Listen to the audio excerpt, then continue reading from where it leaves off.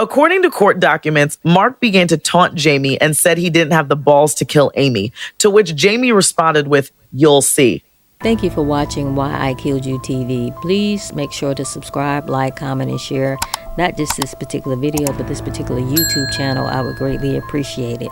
In August of 1995, Amy Carnevale, she was just 14 years old, from Beverly, Massachusetts. She was brutally murdered by her 16-year-old boyfriend, Jamie Fuller. The two were in a rocky teenage relationship marked by Jamie's possessive and controlling behavior.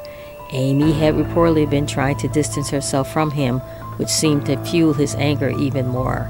On the day of the murder, Jamie lured Amy into the woods near his home. Once there, he viciously attacked her, beating her with a rock and stabbing her multiple times.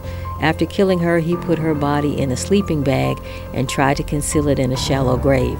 In a disturbing turn of events, Jamie later returned to the site with friends and even showed off Amy's body to them, boasting about what he had did.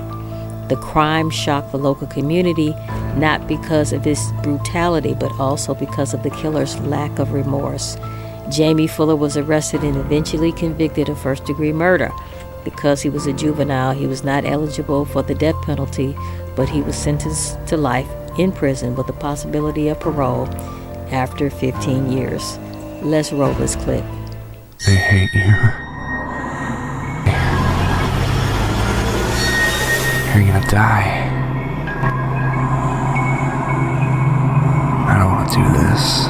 This is a true story behind the movie No One Would Tell, and how 14-year-old Amy Carnevale was unalived by her boyfriend. Amy Carnevale was born on April 13th, 1977 in Danvers, Essex County, Massachusetts. She was born to her father, Michael, who was a science teacher, and her mother, Cynthia, who worked as an investment advisor. Things seemed to be going well in Amy's life. Friends and family say that she was very popular at school. She was a cheerleader, she played field hockey, and she was just everyone's friend. However, the same could not be said about her love life. She was currently dating 16-year-old Jamie Fuller, and their relationship was very rocky. In fact, he was actually very terrible to her, and friends described their relationship as being very unhealthy. It was not uncommon to see Jamie and Amy fighting at school, fighting outside of school, and basically at any social setting, and they even said that it was not uncommon for Jamie to get in Amy's face in front of other people. He was the type of guy that made strict rules for his girlfriend. He wanted to control what she would wear, who she would talk to, and one of the main rules that he had was that she was not allowed to be friends with any boys. Now, there's not much information as to what Amy was feeling during this time, or what she was thinking, or,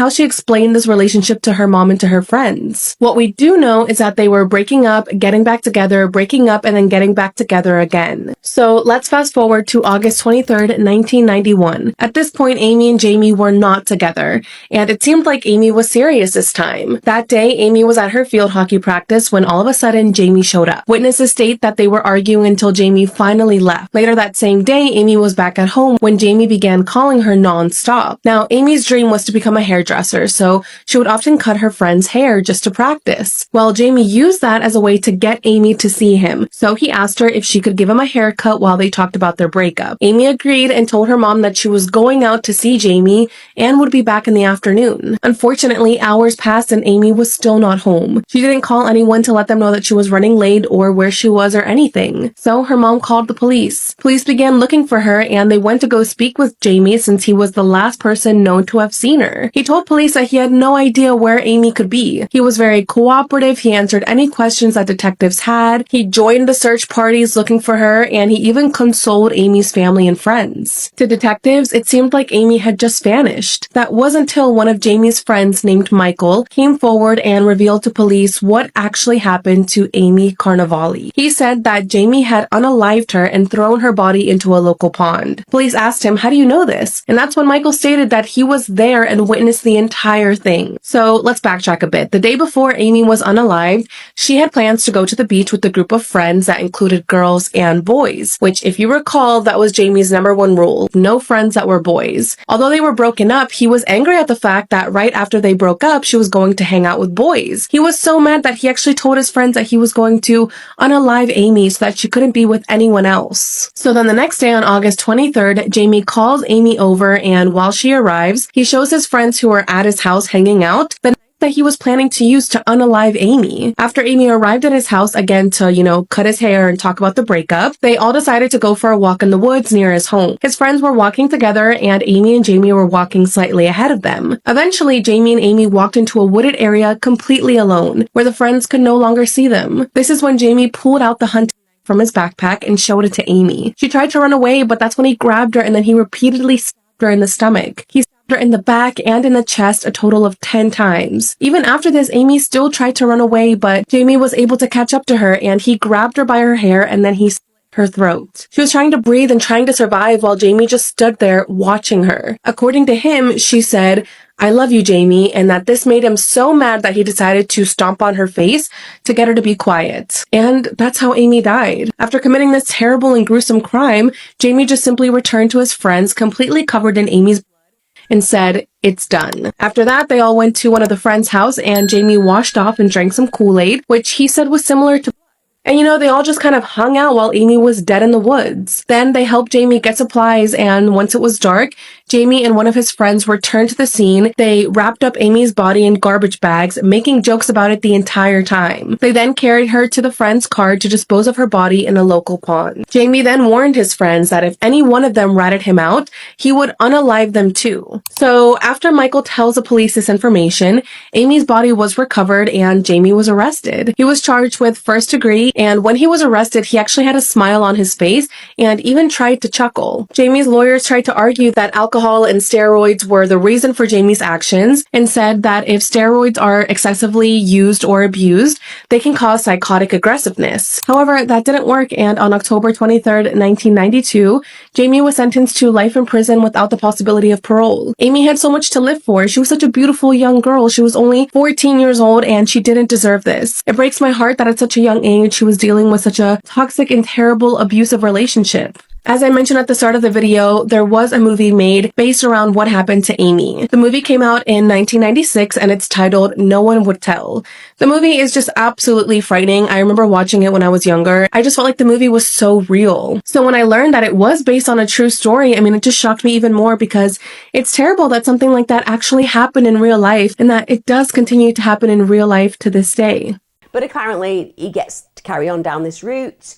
He said he'd been driven to kill, as I said, because of the steroids and alcohol.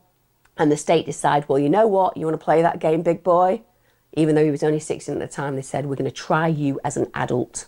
And he got tried as an adult in October 1992. And I think absolutely 100% he should have been tried as an adult, because we are talking about a cold-blooded murderer of the highest level, and whether you can change that kind of mentality is something that I think a lot of us question. Now, before his trial starts, Fuller was actually given the opportunity to be interviewed about the killing. And of course, during this interview, what does he do? He's like, I'm really remorseful. I feel really bad about what I've done. There's no words to explain how sorry I am. I killed someone I loved very much. Honestly, did the interviewer at this point not just have some massive hand that reached across and just slapped him across the face several times? Bitch, slap you for doing that. Because at the end of the day, the juxtaposition description-wise there is enormous. There are no words to explain how sorry I am. I killed someone I loved very much. The art of loving involves, I don't know, not killing them. But he obviously didn't get the memo on that. And I do appreciate, yes, there is a thing called bad love. You can love somebody in a bad way. You can create bad outcomes for them and still believe in your heart of hearts that you love them. You don't. You don't. The thing about loving is you raise people up. You protect them, sometimes at a cost to your own needs and self. You do not kill them. This isn't somebody who's had a car accident and their girlfriend's died as a result of them driving badly. You can accept fully that somebody would love somebody that way and still accept their mistakes and remorse. This is somebody trying to play the system, trying to act like they aren't as terrible or reprehensible as we all know that he is. And the reason I come down really strong on this, because some of you might think, well, he could have had time to reflect, recalibrate his actions, recognize his horror of the way he treated Amy. But that's just simply not going to play out, because during the actual criminal justice process, which is when it counts, he doesn't show a jot of remorse or regret, nor does he apologise to Amy's family. And When he was actually asked, why did you kill Amy? He said, why? I don't know. I can't really explain why. I wasn't in the right state of mind, I guess. So again, playing to that defense that he's taken, which is I was not in regard or control of my faculties. He's essentially the boy who cried wolf. Like, I'm a killer, I'm a killer, I'm a killer. Sure, you're gonna kill her, Right. Jamie. Well, and he had Sure. anger issues, so they're probably just like, oh, he's just angry. He's just angry again. Yeah.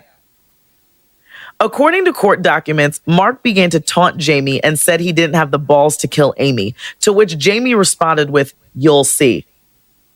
What? Mark, you See what? I don't like that. First of all, why are we taunting each other about that? That's gross. Okay. I don't know. Jamie, Dominic, and Mark were all present at Jamie's house when Amy arrived.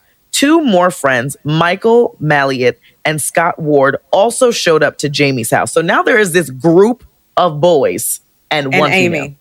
Yes. So the group left Jamie's home and went to a field. At this point, Jamie and Amy separated from the group. And shortly after the two left, the remainder of the group heard screams. When Jamie returned, he told them it's done.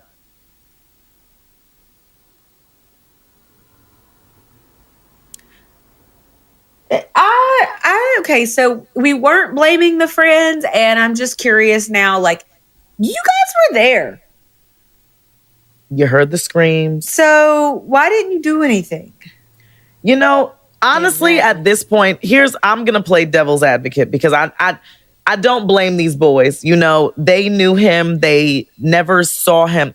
I don't want to say they never saw him as violent, but they never saw him escalate to the point where he actually did what he said. He's been saying, I'm a killer, I'm a killer, I'm a killer, I'm a killer, and never killed her. Right. You know what I mean? So I feel like now that it's actually happened, they're kind of in shock. Like, he actually did it. They hate you. You're gonna die. I don't want to do this.